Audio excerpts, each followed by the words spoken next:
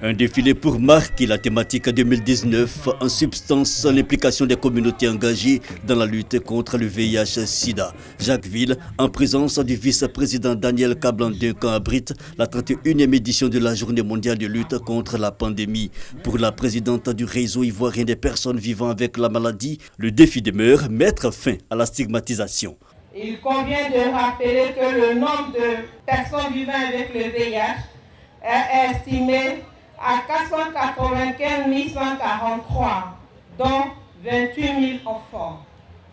Malheureusement, 16 000 décès liés au VIH ont été enregistrés en 2018 selon le rapport ONU-SIDA.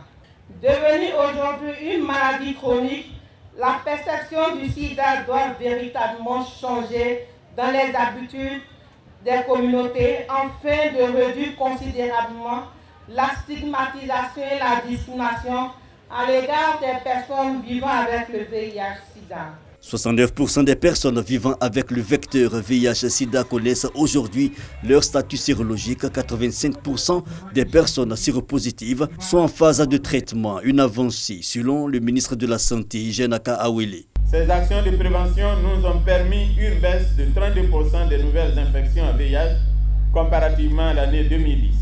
La baisse attendue en 2020 est de 75%.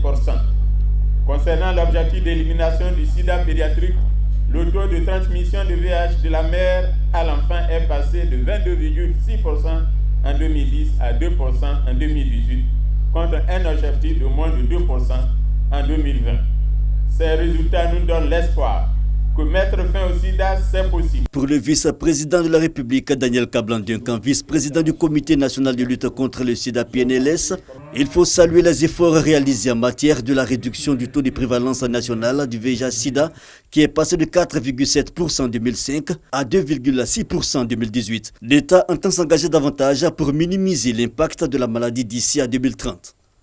L'État de Côte d'Ivoire entend jouer son rôle, conformément aux engagements pris. Tant cela qu'en plus, le gouvernement a élaboré d'une part un plan national stratégique de lutte contre le sida 2016-2020 d'un coût de 556 milliards de francs CFA, aligné donc sur le plan national 2016, le plan national de développement 2016-2020. Son Excellence le Président de la République a annoncé une subvention dans le cadre de la contribution de fonds additionnels de l'État au financement du plan d'approvisionnement en médicaments, en tests réactifs et aux autres intrants de laboratoire à hauteur de 21 milliards de francs CFA sur 3 ans. Les Nations Unies, à travers les différents leviers de financement et de soutien, de même les États-Unis, ont réaffirmé leur engagement. Le vice-président Daniel Kablan-Duncan a aussi sollicité une meilleure implication du secteur privé, tout en se félicitant de la reprise de la célébration tournante. Cette 31e édition à Jacquesville a duré 3 jours. La particularité, un village communautaire dressé par les différents acteurs pour porter la sensibilisation.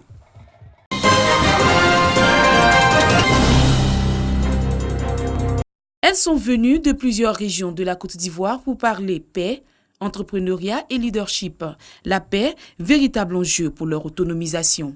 Les femmes de Côte d'Ivoire étaient face à la presse. Objectif, sensibiliser les fils et filles du pays à la culture de la paix et la cohésion sociale pour le bien-être du pays à l'approche des élections présidentielles de 2020. Ce pays a plus que jamais besoin de la paix pour poursuivre sa croissance. Les jeunes de ce pays ont besoin de paix pour s'épanouir et devenir véritablement la relève de demain. C'est pourquoi nous sommes engagés pour la restauration de la paix et l'imposant à tous. L'Association des femmes unies pour la paix et la cohésion sociale en Côte d'Ivoire a aussi invité les autorités politiques, administratives et coutumières à promouvoir les valeurs de paix, source de développement durable. Au président de la République, autorité établie par Dieu sur la nation, nous disons de persévérer dans la quête de la paix en travaillant à l'apaisement des cœurs. De même, les opposants ne doivent pas perdre de vue que l'essentiel qui nous réunit, c'est bien la Côte d'Ivoire. Créée en juin 2018, l'Association des femmes unies pour la paix et la cohésion sociale en Côte d'Ivoire entend lancer très bientôt la caravane des alliances interethniques.